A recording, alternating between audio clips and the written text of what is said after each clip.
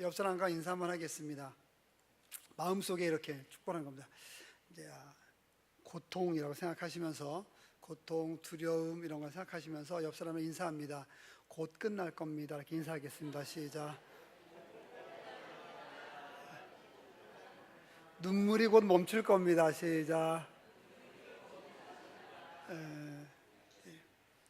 저는 고통과 어려움과 모든 것들이 곧 끝나서 하나님께서 기쁨의 눈물을 주시고 기쁨의 삶을 주실 수 있는 그날이 속히 올 것입니다. 하나님께서 기다리고 계시다는 것을 여러분 꼭 믿고 나가시기 바라겠습니다. 오늘은 유아 세례 세례 신청자는 없어서 입교식만 3명을 일단 말씀 끝나고 하고, 그 다음에 저희가 선교하는 선교지 사진을 몇 장, 영상까지는 아니고 사진을 몇 장 받았는데 그 사진을 보면서 이렇게 좀 진행을 해야 돼서 조금 더 일찍 끝나야 될 것 같은데요. 늘 말씀을 짧게 한다고 하면서 하다 보면 안 되는 게 세상 이치인 것 같습니다. 저는 음악을 참 좋아합니다. 좋아하는 거 몇 개가 있는데, 음악을 좋아하고 여행은 좋아하지만 할 시간이 없어서 못하고, 음악은 좋아하고, 꽃을 좋아하고, 나무를 참 좋아합니다. 그래서 찬양하는 이렇게 모습 들으면서 너무나 은혜가 되고요. 또 이제 예배 전 찬양하면서 좀 어려운 찬양을 하면은 제가 눈치를 봅니다. 권사님들의 눈치를 보면서 입을 벌리시나 안 벌리시나 이렇게. 또 너무 올드한 거 하면 젊은이들을 봅니다. 학생들이 입을 벌리나 안 벌리나. 뭘 해도 걱정이 되기 때문에 어차피 이제 포기했습니다. 그래서 그냥 찬양 아무튼 좋아합니다. 그래서 이제 오늘도 며칠 전부터 저를 너무나 저희 은혜를 주는 찬양이 있습니다. 그래서 일부 때도 말씀을 드렸는데, 제가 설교를 하다 눈물을 흘리더라도 그 찬양 때문에 흘리는구나 이렇게 생각하시면 됩니다. 이제 어노인팅의 그는 사랑이라는 찬양인데 나온 지 한 4, 5일 정도 된 것 같습니다. 그런데 이제 찾아서 듣게 되는데, 이제 들으면서 유튜브에도 제 글도 올렸고, 제 페이스북에도 아침에 일부 이제 설교 준비하면서 올렸습니다. 그렇게 올렸어요. 근데 참 어떻게 들어야 될지 모르겠는데 가슴을 뛰게 만든다. 내가 이걸 앉아서 들어야 될지, 누워서 들어야 될지, 엎드려서 들어야 될지 도무지 나의 마음을 어떻게 할 수 없게 만드는 찬양이다. 이렇게 글 올렸습니다. 그리고 이제 너무나 은혜스럽고, 이제 지금 예배 드리기 전에도 이제 찬양을 듣고 왔는데요. 제 SNS에 이제 페이스북에 올리니까 이제 페이스북 친구가 1000명이 좀 넘거든요. 그런데 한 명이 딱 문자가 왔어요. 뉴욕에서 문자가 왔습니다. 여기에 제 제자가 한 명 가 있는데, 김성민인가 아무튼 여자 연예인이랑 같이 뮤지컬 아버지라고 하는 뮤지컬을 브로드웨이에서 크게 했던 그런 제자인데 문자가 왔어요. 이제 제가 올린 거 보고 이제 목사님 이제 한국에 오면 꼭 저에게 온다 그랬거든요. 올 기회가 있을 겁니다. 이제 원래 국립합창단에 있다가 그다음 미국으로 사모가 됐는데, 이 찬양을 들으니까 왜 이렇게 눈물이 나는지 모르겠다고 이렇게 메시지가 왔어요. 태그를 해서 저도 그랬죠. 나도 그래 이렇게 얘기했습니다. 그래서 찬양을 하다 보니까 너무나 큰 은혜가 너무나 많이 제게 주어져가지고 굉장히 아주 영적으로 저 자신이 충만해지는 것 같은 그런 느낌을 좀 받고 있습니다. 오늘 말씀을 들으면서 우리도 주님 안에서 충만한 삶을 구할 수 있는 시간이 되었으면 좋겠습니다. 1절을 보겠습니다. 여호와께서 마므레의 상수리 나무들이 있는 곳에서 아브라함에게 나타나시니라. 날이 뜨거울 때에 그가 장막문에 앉아 있다가 눈을 들어본즉 사람 셋이 맞은편에 서 있는지라. 그가 그들을 보자, 아브라함이 그들을 보자 곧 장막문에서 텐트 앞에서 달려나가 영접하며 몸을 땅에 굽혀 이렇게 얘기합니다. 여기 말씀에서 보는 것은 하나님께서 아브라함에게 나타나셨다 한다는 것을 볼 수 있습니다. 여러분, 기독교는 하나님께서 찾아오시는 종교입니다. 1절을 보면 여호와께서 이렇게 나오게 됩니다. 여호와께서 마므레 상수리 나무들이 있는 곳에서 아브라함에게 나타났다 그랬습니다. 기독교는 사람이 신을 찾아가고 사람이 하나님을 찾아가는 종교가 아니라 하나님이 인간을 찾아오시는 그런 종교인 것입니다. 그래서 하나님이 찾아오고 예수 그리스도가 우리를 위해서 찾아왔던 거죠. 이곳에 뜨거울 때라 했습니다. 이곳은 지중해 근처예요. 지중해 근처에 정말 장렬하는 태양, 뜨거운 태양 밑에서 아브라함이 앉아 있을 때 하나님께서 찾아오셨습니다. 오늘 말씀을 들으면서 하나님께서 여러분도 찾아오시기를 주님의 이름으로 축원을 드립니다. 아브라함께 왜 찾아오셨을까요? 약속을 성취하기 위해서. 하나님께서 왜 찾아오셨냐면은 아브라함과 약속을 성취하기 위해서. 하나님께서 왜 찾아오셨고 왜 나타나셨냐면요, 아브라함을 믿음의 아버지로 완성시켜 주기 위해서 하나님께서 찾아오신 것을 볼 수가 있습니다. 이때 아브라함은 뜨거운 태양이 장렬하는 지중해 그 밑에서 생각하고 있었습니다. 제가 설교노트에 이렇게 적었습니다. 아브라함이 앉아서 무슨 생각을 했을까? 어떤 생각을 했을까? 아브라함은 지금 24년 하나님의 부르심을 받은 지 24년 되는 해였는데 24년 동안 그의 믿음은 계속 실패의 연속이었어요.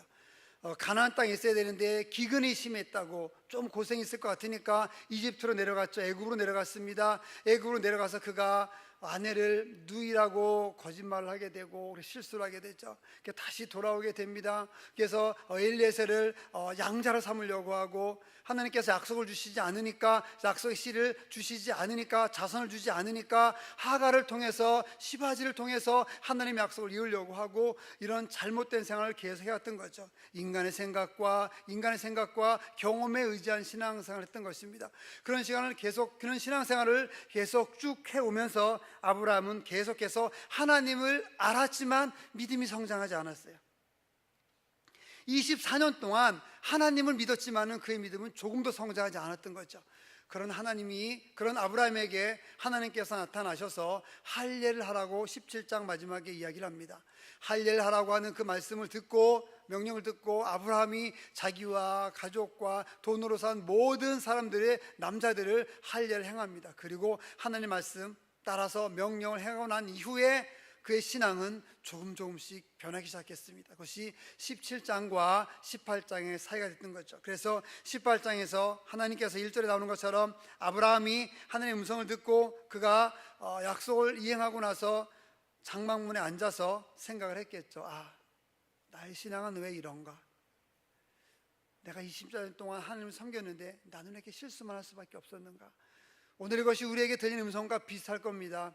내가 50년 동안 신앙생활 했는데 내 믿음은 왜 아직 요거밖에 안 되나? 내가 수십 년 동안 하나님 섬기고 믿음 생활한다고 나갔는데 그동안 예배드린 것이 수천 번이고 그동안 기도에 참석하시 수만 번인데 내 믿음은 왜 이런가? 나의 믿음은 왜 이렇게 한 발짝도 나가지 못하고, 내 믿음은 왜 이렇게 성장하지 못하고 어렵게 생활하는가? 내가 어려움이 있을 때 포기하게 되고 힘든 거 있을 때 나가야 되는데 내가 왜 이렇게 나가지 못하고 있는 건가? 우리와 똑같은 생각을 아브라함은 했을 것입니다. 그런 생각이 있을지라도 여러분 실망하지 마시기 바랍니다. 아브라함을 찾아오신 하나님께서 여러분도 이 시간 찾아오셔서 여러분이 실수한 거, 여러분이 포기한 거, 여러분이 부족하다고 여기는 그것을 하나님께서는 해결해 주십니다. 우리는 포기하지만 하나님은 결코 포기하지 않으신다 한다는 것을 꼭 기억하시기 바랍니다. 여러분의 포기보다 하나님의 사랑이 훨씬 크십니다. 그래서 하나님은 포기하지 않고 찾아오시는 거죠. 우리가 약해도, 우리가 연약해도, 우리가 실수해도, 우리가 정말 다른 사람들로부터 비난받을 만한 그런 잘못을 저질렀어도 하나님께서는 우리를 계속해서 찾아오신다 한다는 것을 여러분 꼭 기억하시기 바랍니다. 왜 찾아오십니까? 약속을 성취하기 위해서. 왜 찾아오시냐면은 여러분들 통해서 하나님의 일을 하게 하려고 하나님께서는 여러분을 찾아오시는 거죠. 그래서 사람 만들기 위해서, 하나님의 사람 만들기 위해서, 부족하고 연약하니까 하나님의 사람을 만들기 위해서 예수님께서 하나님께서 계속 우리를 찾아오셨던 것입니다. 여러분 오늘 말씀을 통해서 우리를 계속 찾아오셔서 우리를 변화시키려고 하는 그 예수님을, 그 하나님을 믿고 나아갈 수 있기를 다시 한번 주님의 이름으로 축원을 드립니다. 그렇게 묵상하던 아브라함 앞에 하나님이 나타나셨습니다. 1절에 여호와께서 나오고요, 그 다음에 2절에 눈을 들어 보니까 사람 셋이 있었다 그랬어요. 하나님이 오셨는데 눈을 들어보니까 사람이 셋이 있었어요. 한 분은 하나님이고 두 사람은 천사라고 여러분 생각하시면 됩니다. 여기에 대해 성경도 계속 이런저런 해석이 있지만은 전체적으로 봤을 때 한 분은 하나님이고 두 사람은 천사다 이렇게 생각하면 됩니다. 이 천사가 어떤 일을 하느냐, 15절 이후에 소돔과 고모라를 멸망하러 가는 거예요. 멸망시키라는 천사입니다. 아브라함이 눈을 들어 보니까 사람 셋이 섰어요. 이것을 보니까 아브라함은 본능적으로 하나님인 걸 알았어요. 하나님. 그렇게 자기가 실패하고 실수해서 너무나 어려운 가운데 있는데 그 모든 것을 내려놓고 나는 할 수 없구나 생각했을 때, 그 아브라함이 그렇게 생각했을 때 하나님께서 찾아오신 거죠. 아마 영적으로 민감했으니까, 하나님을 섬겼으니까 아브라함이 그 세 사람을 보자마자 그 사람이 하나님인 걸 알았어요. 그래서 장막 문에서, 텐트 앞에서 걸어가지 않았습니다. 그러니까는 달려갔다 그랬어요. 여러분 성경을 잘 보셔야 됩니다. 달려갔다 그랬어요. 달려가서 영접하고 몸을 땅에 굽혔다 그랬어요. 이것은 최고의 경배를 의미하는 것입니다. 여러분, 하나님을 만나면 우리가 서서 앉아서 예배할 수 없어요. 뛰면서 예배해야 되는 거죠. 그게 다윗 아니었어요? 속옷이 보일 만큼 그냥 막 뛰면서 하나님을 찬양했죠. 자기 딸이 자기를 그냥 공격했는지도 모르고 그냥 열심히 찬양했던 건 다윗이었던 거예요. 여러분, 하나님 만나게 되면 이렇게 앉아서 예배할 수 없어요.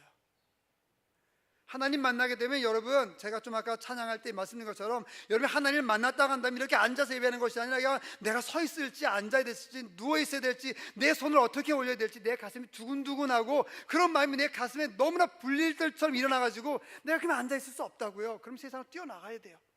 선교지로 나가고 세상으로 나가는 거죠. 제가 금요일에 말씀드렸죠. 정말 새벽교회가 부흥되는 것은 여러분이 가슴이 충만하고 성령으로 충만해서 이 교회에 아무도 남아있지 않아야 돼요. 예배드리면 다 세상으로 나가고 다 밖에 나가서 전도해야 되고 하나님 전해야 되죠. 여기 앉아서 우리끼리 예배하는 거, 그거 부흥 아닐 수 있다고 한다는 거예요. 기억하시기 바랍니다. 하나님을 만나면, 주님을 만나면 그냥 이렇게 밋밋하게 예배할 수 없어요. 모든 것을 바칠 수밖에 없습니다. 아브라함은 하나님을 만나게 되니까 그런 삶을 나갔던 거예요. 그냥 뛰어가고 땅에 엎드려서 몸을 굽혀서 하나님을 경배하고, 그런 예배가, 그런 감동이 여러분의 삶 가운데 있기를 다시 한번 주님의 이름으로 축원을 드립니다. 3절에 얘기합니다. 그러면서 하나님을 예배합니다. 이르되 하나님, 주님, 내 주여, 내가 주님께 은혜를 입었사오면 하나님께서 만약 저에게 은혜를 주신다고 한다면은 정말 간절히 원합니다. 저를 떠나가지 마십시오. 저를, 이 종을 떠나서 그냥 지나가지 마시고 물을 조금 가져오게 하사 내가 당신의 발을 씻으시고 나무 아래에서 쉴 수 있도록, 내가 하나님을, 주님을 섬길 수 있도록 나에게 기회를 주십시오. 이렇게 이야기하는 것을 여기서 볼 수가 있습니다. 아브라함은 24년 동안 한 번도 해보지 않았던 그런 예배를, 그런 경배를 하나님께 드리는 것을 여기서 볼 수 있습니다. 여기서 생각나는 분이 바로 예수님이죠. 예수님이 십자가에 달려 돌아가시기 전에 마지막 만찬 때 세족식을 합니다. 예수님께서 친히 제자들의 발을 씻어주는 것을 보시죠. 종의 모습으로 씻어주는 그런 모습을 보게 됩니다. 여러분, 아브라함이 이렇게 하지 않았어도 됐습니다. 하지만 아브라함은 하나님을 만난 것이 너무나 기쁘고 너무나 감격이었고, 그가 그동안 그토록 그렇게 하나님을 떠나서 생활했던 것에 대해서 힘들어하고 있었는데 하나님께서 오셔서 말씀해 주시고 명령해 주시고 그 말씀을 순종하게 하시고, 그리고 또 다시 말씀해 주셔서 아브라함을 회복시켜 주시니까 아브라함이 놀랍게 하나님을 경배하고 찬양하는데 전심을 다해서 예배하는 것을 여기서 볼 수 있습니다.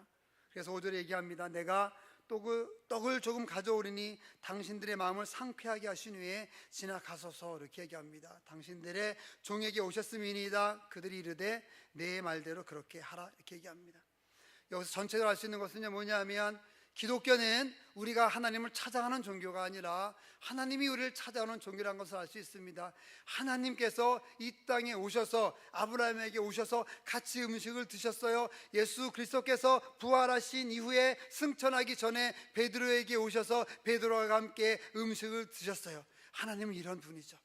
예수님은 이런 분인 것입니다. 우리와 함께 식사하시고, 우리가 힘들 때 우리와 함께 힘들어하시고, 우리가 기쁠 때 우리와 함께 즐거워하시고 기뻐하시고, 이런 분이 바로 하나님이라고 한다는 것입니다. 그렇기 때문에 우리는 하나님이 우리 안에 거하는, 우리가 하나님 안에 거하는 그런 삶을 사는 것이 기독교의 삶, 예수 그리스도를 섬기는 그런 우리 하나님의 삶이라고 할 수가 있습니다. 바로 그런 사람의 모습으로 하나님께서 오셨어요. 이게 놀라운 것 아닙니까? 하나님이 사람의 모습으로 왜 아브라함에게 오셨겠어요? 하나님이신 예수님이 왜 사람으로 오셔서 십자가에 달려 돌아가시고 부활하시고 그 모든 고통을 이기셨겠어요? 우리를 위해서, 여러분을 위해서, 우리가 사람 되라고, 우리가 하나님 섬기는 사람 되라고. 그렇게 세상에서 실망하면서 살지 말고, 여러분, 우리가 목사가 됐다고 한다는 것은, 우리가 아니죠, 제가 목사가 됐다고 한다는 것은 이런 겁니다. 사람들이 나를 비웃을 때 밟힘을 당하라는 거예요. 성도들이 밟을 때 밟으라고 목사가 된 거예요. 그거 아세요? 저는 그렇게 생각합니다. 내가 누구를 가리키고 목사라서 뭔가를 이야기하고 이런 것이 아니라, 사람들이 나를 밟으면 내가 밟히고, 사람들이 나를 뒤에서 험담하면 그냥 험담하는 거 듣고, 나를 찢으면 내 찢는 거 그냥 감수하고, 그게 목사인 거죠. 성도도 마찬가지입니다. 왜 장로가 되고, 왜 안수집사가 되고, 왜 권사가 되고, 왜 집사가 되고, 왜 성도가 되고, 왜 그리스도인이 됩니까? 세상 사람들이 나를 뭐라고 비판을 할 때 예수 그리스도의 사랑을 생각하며 예수 그리스도의 사랑을 전하기 위해서 내가 그냥 그 비판 받는 거예요. 나를 뒤에서 욕하면 받는 것이고, 나를 막 그냥 험담하면 내가 험담 받는 것이고, 그러면서 예수님의 사랑이 나타날 수 있다고 한다면, 그러면서 주님의 사랑이 나타날 수 있다고 한다면 내가 그렇게 가는 거죠. 그것이 바로 우리가 사는 그런 삶이라고 한다는 것입니다. 여러분, 바로 그 일을 위해서 예수님께서 오셨고, 그 일을 위해서 하나님께서 부족한 우리에게 인간의 모습으로 이 땅에 오셨다고 한다는 것이죠. 그 사람의 모습으로 오셔서 우리의 모든 생사화복, 그 모든 것을 다 들어주시는 그 하나님 우리가 영원토록 평생토록 섬기며 나갈 수 있어야만 하겠습니다. 이 사람으로 오셨다고 한다는 것이 바로 이런 의미가 우리에게 있다고 한다는 것을 여러분 꼭 기억하셔야만 합니다. 그러면서 5절에 아브라함이 얘기합니다. 하나님, 주님, 내가 주님께로 이런 것을 대접해 주고 싶은데 어떻게 하겠습니까? 라고 얘기를 하죠. 그러니까 5절 마지막에 이야기합니다. 내 말대로 그렇게 하라. 여러분, 예배는 내가 하는 것이 아니고, 내가 드리는 것이 아니고 하나님께서 받으시는 것입니다. 내가 헌금을 수억 했어도 하나님 받지 않으시면 그거 헌금 아닙니다. 내가 죽을 만큼 헌신했어도 그 헌신 하나님 받는 헌신이 아니면 내가 아무것도 안 한 겁니다. 여러분, 예배라고 하는 건 헌금도 마찬가지고 헌신이라고 하는 그 모든 것은 하나님께서 받아야 된다는 거죠. 하나님께서 받지 않으면 우리는 아무것도 아니라고 한다는 것을 여기서 우리가 알 수가 있습니다. 여러분, 우리의 삶 가운데, 우리의 믿음 가운데 내가 하나님께 드린 것이 얼마나 있는지, 내가 주님께 드린 것이 얼마나 있는지 한번 생각해 보시고 한번 묵상해 보시기 바랍니다. 내가 뭔가를 열심히 한다고 했는데 그게 정말 하나님께서 원하는 거였는지, 그게 하나님께서 받는 거였는지, 그럼 이렇게 예를 들어볼까요? 내가 우리 교회를 위해서 아니면 하나님의 일을 위해서 헌금을 1,000만 원을 하라고 하는 그런 내 가슴속에 뜨거움이 있었어요. 그래서 1,000만 원을 했어요. 하나님이 하라고 하지 않았으면 하지 마세요. 안 하셔도 됩니다. 눈치 보면서 하고 내가 그래도 해야 되는 이렇게 필요 없습니다. 할 필요가 전혀 없습니다. 하나님을 위해서 내가 1,000만 원 헌금하고 싶다, 헌금하는 얘기 절대 아닙니다. 저희는 그런 게 아닙니다. 예를 드는 거죠. 딱 했어요. 근데 하나님의 음성이 딱 들렸는데 음성이 안 들려요. 그럼 하지 마세요. 안 하면 됩니다. 그런데 하나님이 감동을 줘가지고 하라는 음성을 주셨어요. 그때 하시면 됩니다. 그때 해도 결코 늦지 않습니다. 하나님이 돈이 없는 분이시겠어요? 아니죠. 능력이 없는 분이겠어요? 아니겠어요. 아마 하나님께서, 제가 하나님이라고 한다면, 하나님이 아니지만 아브라함이 계속 실수하죠. 가나안에 있으라고 하니까 애굽으로 내려가죠. 거짓말하죠. 이삭을 주겠다고 얘기했음에도 불구하고 이상한 방법을 생각하려고 하죠. 그러니까는 자꾸 실수해요. 제가 하나님 같은 그렇게 할 것 같아요. 야, 치워라 임마. 세상에 사람 너밖에 없니? 너보다 돈 많은 사람 있고, 너보다 건강한 사람 있고, 너희 부부보다 건강한 사람 많아. 내가 그 사람 통해서 일하면 되니까 너 그렇게 하지마. 하지마. 저는 이렇게 했을 것 같아요. 근데 하나님은 그렇게 하지 않았던 거죠. 그런 하나님이라고 한다면 우리 중에 그 어느 누구도 여기서 예배할 사람 없어요. 그 어느 누구도 찬양할 사람 없고요, 그 어느 누구도 주님을 주님이라고 고백할 사람이 없습니다. 하나님은 끝까지 참고 기다리셨다고 한다는 거죠. 그게 바로 하나님의 사랑인 것이죠. 하나님께서 얘기합니다. 내 말대로 그렇게 해라. 이 얘기를 하게 되니까 그 말을 듣고 아브라함이 신나서 준비하는 것을 볼 수 있습니다. 여기서 아브라함이 준비하는 것 속에서 또 누구를 볼 수 있냐면, 신약에서 향유를 옥합을 깨뜨려서 예수님의 발 아래 부었던 그런 여인을 생각나게 합니다. 여인이 옥합을 깨뜨려서 예수님 발 아래 부었을 때 가룟 유다가 얘기했습니다. 야, 너 무엇을 이렇게 낭비해?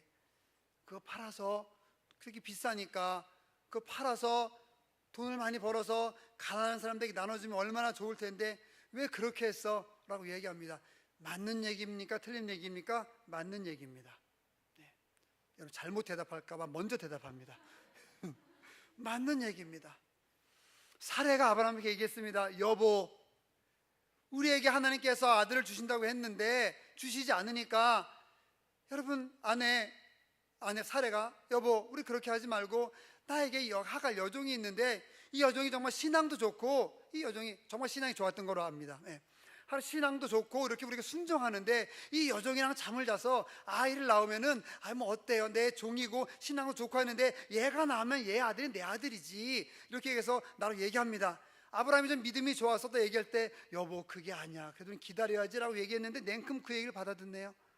그래갖고 이스마엘을 낳았어요. 이스마엘이 어떻게 해요? 모세님 조상이 되지 않았습니까? 아랍의 조상이.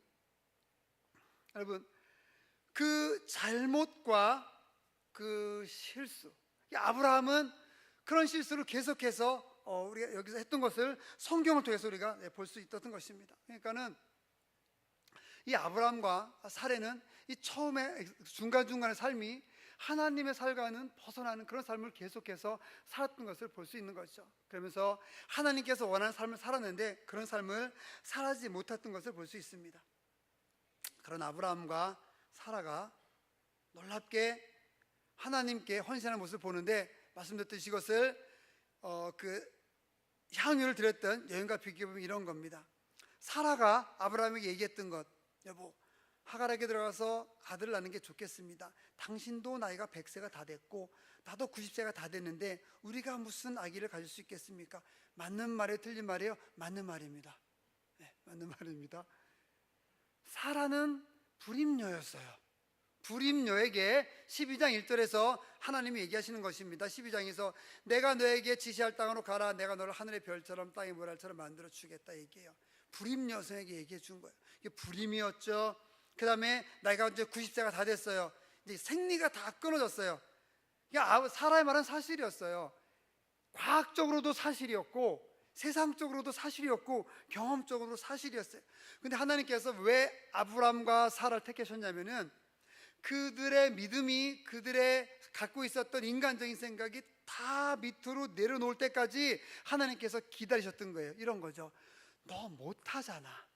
그래 너 불임녀였고 너 생리도 끊어졌어. 네가 무슨 아이를 가져. 너 그거 전혀 못해. 그런데 마지막 절에 난 할 수 있어. 이런 거죠. 내가 전능한 하나님인 거 너희 모르냐는 거예요. 나는 할 수 있다. 너에게 있는 것이 아니라 내가 하고 다니는 나에게 있다 이렇게 얘기하는 거죠. 예수님이 얘기하죠. 여인에게 얘기하죠. 가룟 유다에게 얘기합니다. 놔둬라. 이 여인은 내 장례를 준비하는 거다. 너희가 책망하지 말아라 이렇게 얘기합니다. 이것을 이렇게 표현하고 싶습니다. 거룩한 낭비. 이 여인도 거룩한 낭비를 한 거고요. 아브라함도 거룩한 낭비를 한 겁니다. 여러분 사랑하는 사람 사랑할 때 식사를 할 때 어떻게 해요? 뭐 프로포즈를 한다 그럴 때 좋은 데 가서 먹지 않습니까? 비싼 데 가서 먹죠. 좋은 데 가서. 요즘 비싼 데 너무나 많으니까 뭐 비싼 데 가서 먹습니다. 근데 결혼하고 나면 이렇게 예를 들면 안 될 것 같은데 결혼하고 나면은 비싼 데 가서 먹나요? 집에서 먹지 뭐 이렇게 김치도 있는데 그렇죠? 그것도 결혼하기 전에 100송이 사다 주는데 결혼하기 전에는 한 송이 이렇게 사다 줍니다. 여러분 사랑을 하면 정말 사랑하는 대상에게는 음식값이 아깝지 않은 거죠. 뭐 50만 원이면 어때요? 그죠? 먹는 거죠. 그건 뭐냐면 내가 사랑하는 사람에게 사준 음식값은 아깝지 않은 거예요. 마찬가지죠. 하나님의 사랑도 너무나 우리를 향한 사랑이 아깝지 않으니까 예수님을 보내주셨던 것이고 아브라함도 이 여인도 주님을 사랑하는 마음이 전혀 아깝지 않으니까 자신의 모든 것을 다 들여서 하나님을 사랑하는 마음을 표현했던 것입니다. 바로 아브라함이 그런 사랑을 거룩한 낭비를 했던 것이죠. 여러분 우리도 하나님께 낭비할 때가 있습니다. 그렇게 하지 않아도 되는데 우리 시간을 다 드릴 때가 있습니다. 몇 시간만 드려도 되는데 24시간을 모두 하나님께 드릴 때가 있습니다. 하나님이 좋아서 더 드리고 싶어서 내 시간, 내 돈, 내 자존심, 심지어는 내 직업, 심지어는 내 인생까지도 하나님께 드리게 되는 것이죠. 바로 이것이 하나님을 만난 사람만이 가질 수 있는 그런 행동이었던 것입니다. 아브라함의 이런 행동은 그렇기 때문에 하나님을 가진 사람의 행동이었어요. 이것이 감동이고 감격이었던 것이죠. 여러분이 하나님을 만났다고 한다면 이렇게 하나님을 드릴 수 있을 것입니다. 하지만 아직 이렇게 하나님께 드리지 못한다고 한다면 아직 하나님을 더 만나셔야 되는 거죠. 우리의 삶에 왜 기적이 일어나지 않느냐, 우리의 삶에 왜 놀라운 능력이 나타나지 않느냐, 다 드리지 않고 일부만 드렸기 때문에 그래요. 찬양에 잠깐 이런 것이 있죠. 주님만, 주님만, 주님만, 주님만, 이런 찬양이 있는데 우리는 그걸 이렇게 부르죠. 말은 주님만, 주님만 사랑합니다 그러지만은 우리 마음속에는 주님도, 주님도 사랑합니다 이렇게 하는 거예요. 주님도 사랑하고 세상도 사랑하고 주님도 사랑하고 돈도 사랑하고 주님도 사랑하고 내 자존심도 사랑하고, 주님을 사랑하는데 내 자존심이 무너지는 건 결코 용서 못하는 거죠. 그러니까 누군가가 얘기하면은 힘들고 어렵고 이렇게 되는 거죠. 여러분, 하나님의 말씀을 듣고 예배하고, 하나님 말씀을 듣고 헌금하고, 하나님 말씀을 듣고 헌신하고, 하나님 말씀을 듣고 주님의 일을 할 수 있는 여러분들 되기를, 우리 모두가 되기를 주님의 이름으로 다시 한번 축원을 드립니다.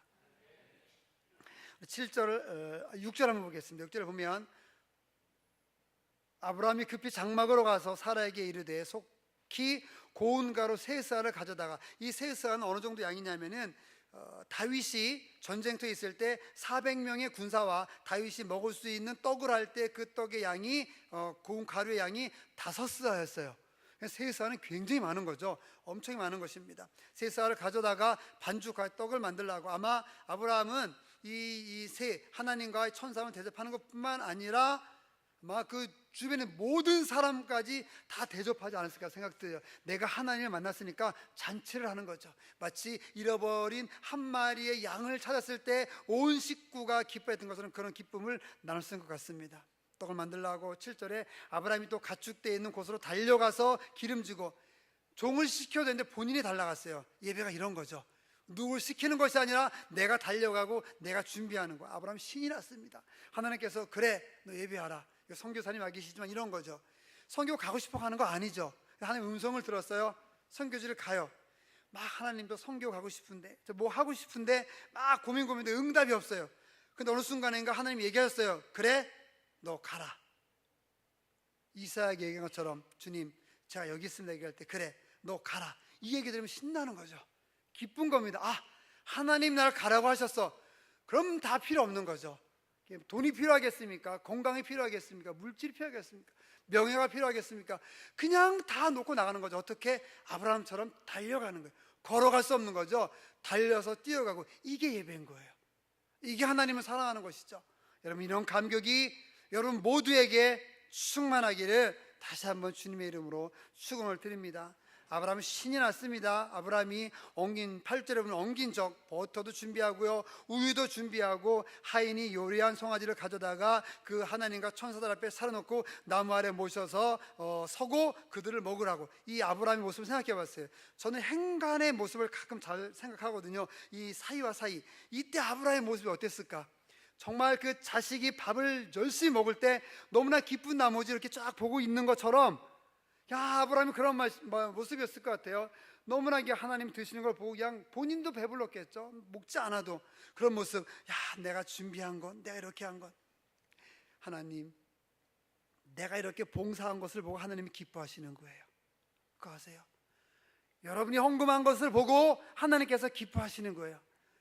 여러분이 수고한 그 삶을 보고 하나님께서 기뻐하시는 거죠. 그런 기쁨이 우리 모두에게 있어야 된다고 한다는 것입니다. 아브라함은 하나님께서 드시는 것을 보고 얼마나 좋겠어요. 여러분이 수고했는데 그 수고를 하나님께서 받으셨어요.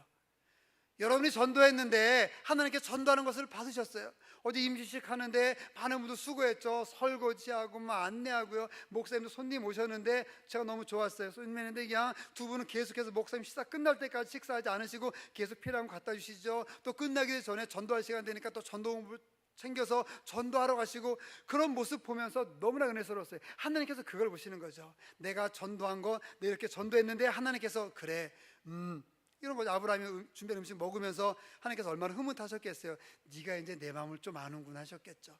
여러분이 전도한 거 보시면서 하나님께서 아, 그래, 이렇게 전도했네, 헌신했어요, 아, 헌신했네, 이런 거 하나님께서 보시는 거예요.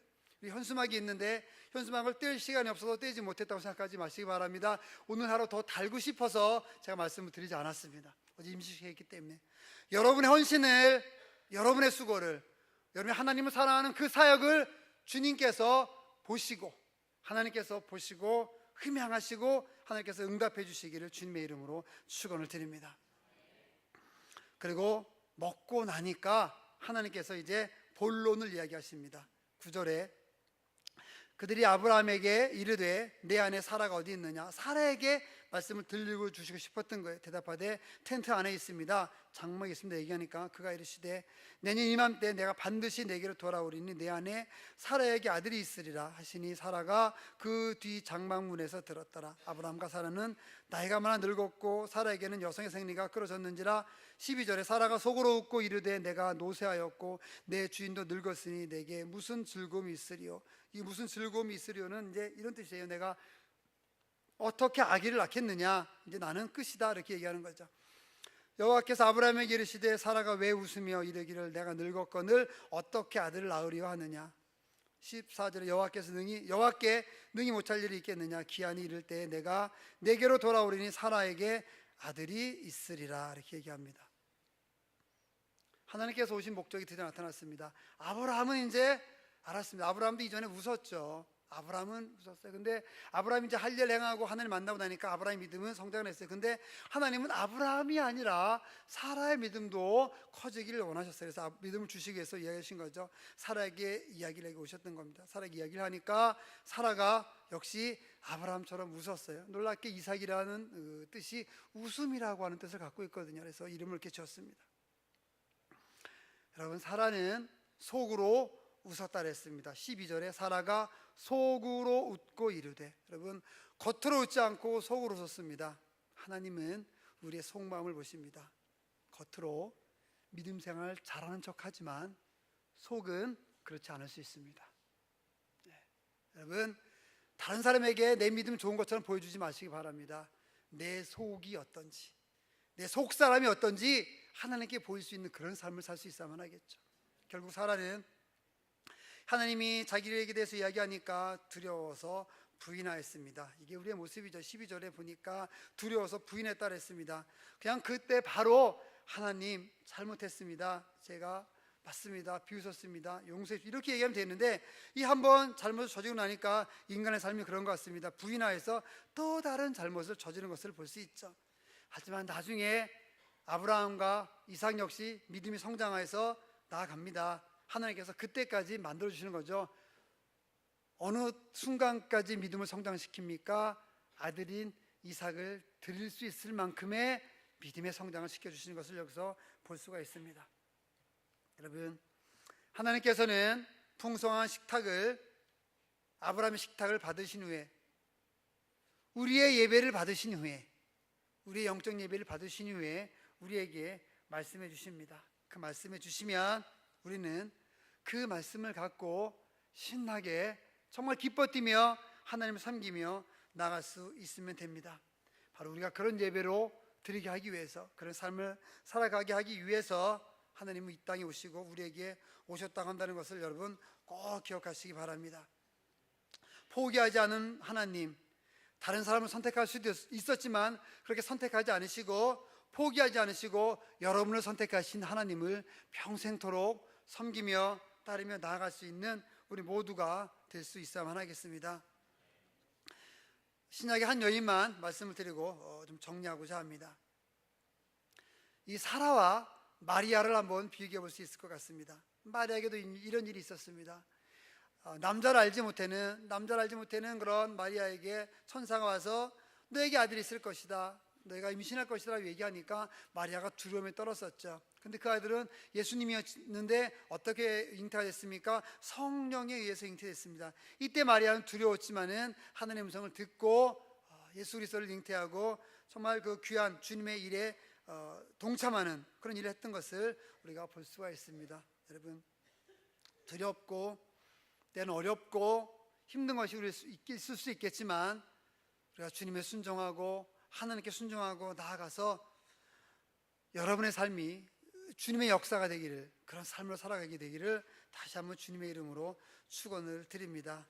과거의 믿음으로는, 지금까지의 믿음으로는 때로는 아무리 노력해도 소용이 없을 수 있습니다. 어쩌면 지금까지 믿음으로는 세월만 낭비할 따름입니다. 하나님이 주시는 그런 그런 믿음을 소유할 수 있는 여러분 되시기를 주님의 이름으로 축원을 드립니다.